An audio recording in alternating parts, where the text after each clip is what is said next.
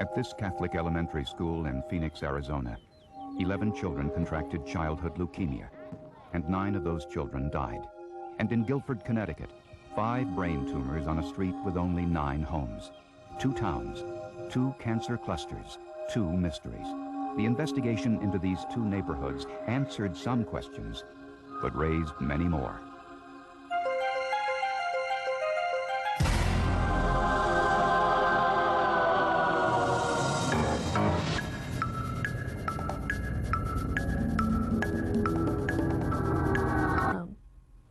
And it was a school that had a waiting list to get into.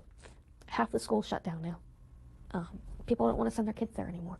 Even more alarming, in the neighborhood surrounding the school, there were 49 cases of childhood leukemia, 2.5 times higher than normal.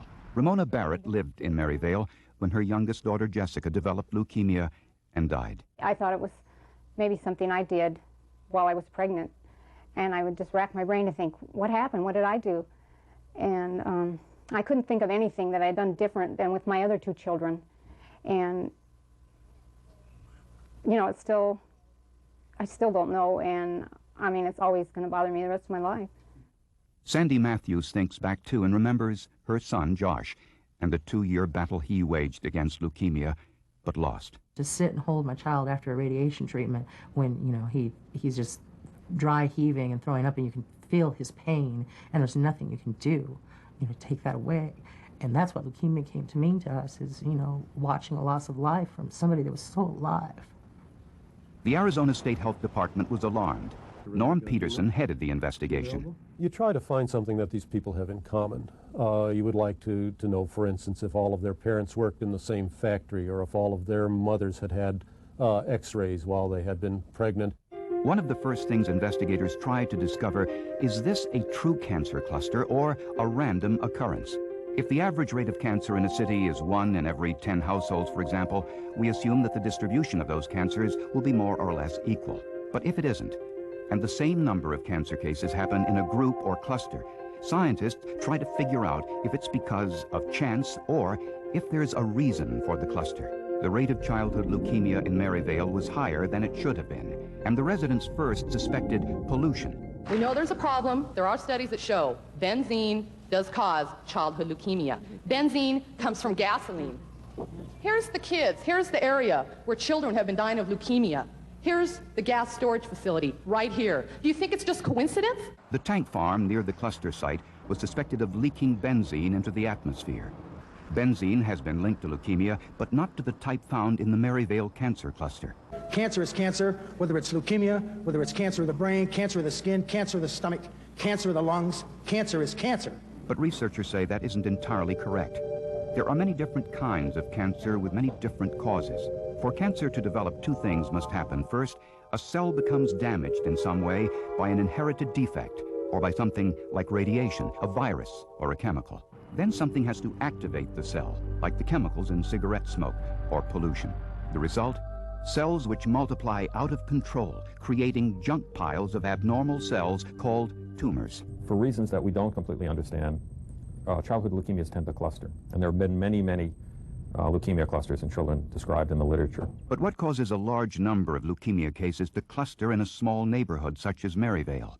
Norm Peterson sent detailed questionnaires to the families of the cancer victims and immediately tested the St. Vincent de Paul School. We immediately went out, did a radiation survey to see that there hadn't been, for instance, some radioactive material incorporated into the structure.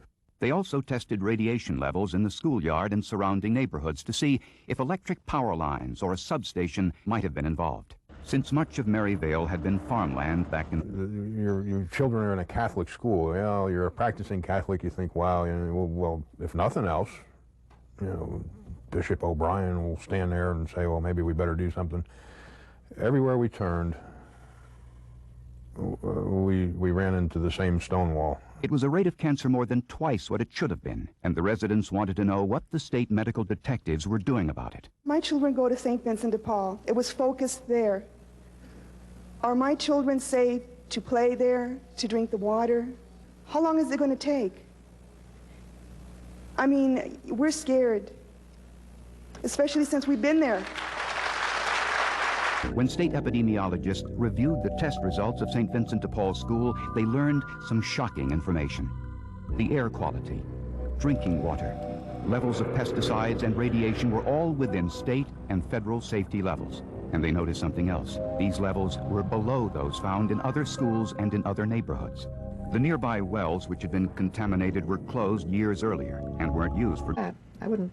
And I certainly wouldn't want my children to be raising their children across the street from a substation. And as a matter of fact, when my daughter was buying a house in a working class section of Cambridge, I went to look at the house, and there was a step-down transformer outside the room, I would say 3 feet from the room that the baby was going to be in.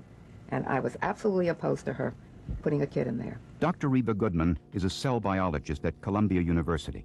She is conducting research to see if electromagnetic fields can change our cells, making them more susceptible to cancer. With electromagnetic fields, a little bit can be bad, then there can be an increase which will have no effect, then there can be a greater increase that can be very bad, and the whole problem is to find the range within which these fields have an effect at the cellular level. Life on Meadow Street hasn't been the same since an article in the New Yorker magazine strongly suggested that electromagnetic fields from this substation might be responsible for the illnesses on Meadow Street.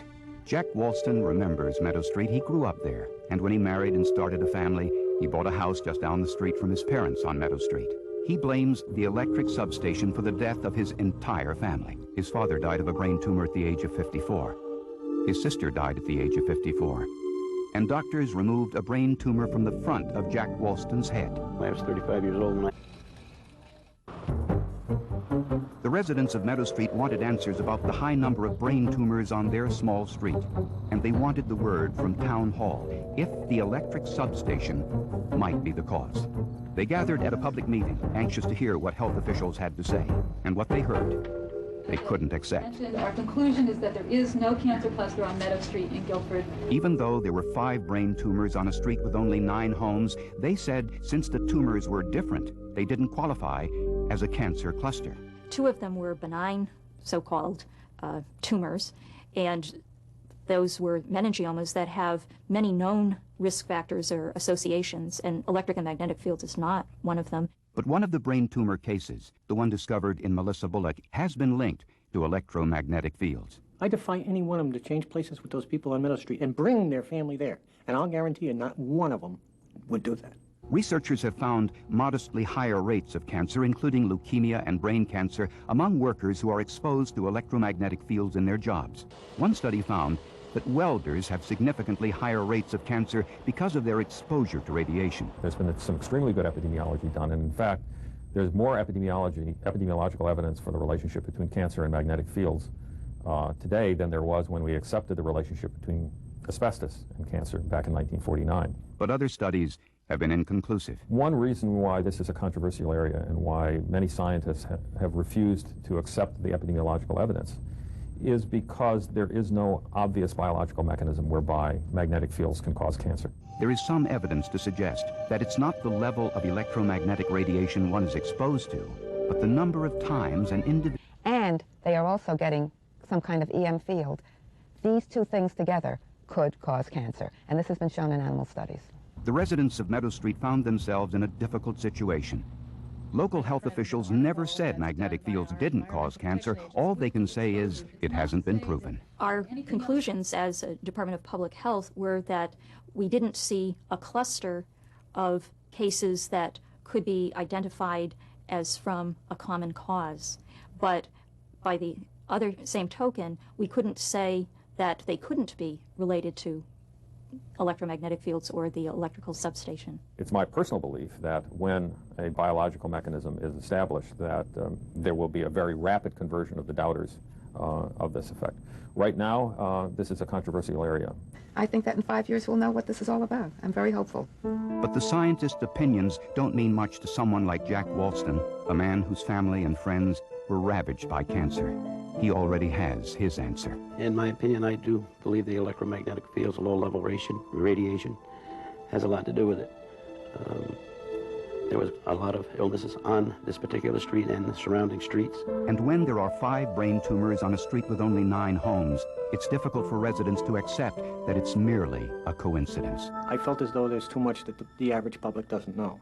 And I wanted to get that word out that there was possibly an animal out there that was killing them and their kids and their family. I don't feel it's a natural thing for the cases in as many homes as there was, and I never will feel as though it's a natural thing. 2 cities, 2 cancer sites, and 2 unsolved medical mysteries. Public health officials can offer few answers for the residents of Meadow Street and Maryvale, Arizona. And with the lack of definitive information, the result is usually fear and anger. Over the past 22 years, the CDC has investigated over 108 cancer clusters throughout the United States and around the world. It's the premier medical investigative agency in the world. And it has never been able to find the cause for a single cancer cluster. Not one.